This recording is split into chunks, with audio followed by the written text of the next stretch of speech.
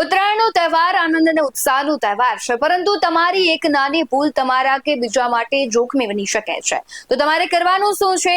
9 વાગ્યા પહેલા સવારે અને સાંજે 5 વાગ્યા પછી પતંગ નથી ચગાવવાની, કારણ કે આ સમયે પક્ષીઓ આકાશમાં વધુ હોય છે, તેને ઈજા થવાની શક્યતા વધુ રહે છે. ચાઇનીઝ દોરી કે પ્લાસ્ટિકની દોરીનો ઉપયોગ નથી કરવાનો. પક્ષીઓ અને માણસ માટે તે જીવલેણ સાબિત થઈ શકે છે. જો કોઈ ઘાયલ પક્ષી તમને દેખાય છે તો તરત જ પક્ષી બચાવ કેન્દ્રનો સંપર્ક કરવાનો છે. સાથે જ ટુ વ્હીલર ચલાવતી વખતે ગળામાં મફલર વીંટવાનું છે અને હેલ્મેટની સાથે ગળાની સુરક્ષા પટ્ટી પહેરવાની છે. રસ્તા પર પતંગની દોરી ગમે ત્યાં આવી શકે છે, તેથી વાહન ધીમે ચલાવવાનું છે. શક્ય હોય તો બાઇક પર આગળ સેફટી વાયર લગાવવું જરૂરી છે. નાના બાળકોને ધાબા પર એકલા નથી મૂકવાના, કારણ કે પતંગ પકડવાની લાઈનમાં બાળકો ધાબા પરથી નીચે પડી જતા હોય છે.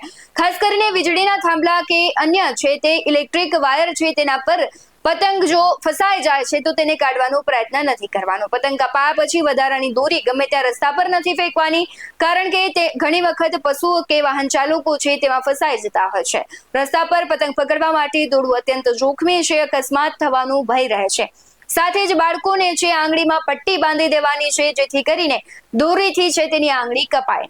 ઇમરજન્સી હેલ્પલાઇન નંબરોની વાત કરીએ તો માનવ ઇમરજન્સી છે 108, કરુણા અભિયાન છે 1962, પોલીસ સહાય છે 100 અને 112, ફાયર બ્રિગેડ માટે 101,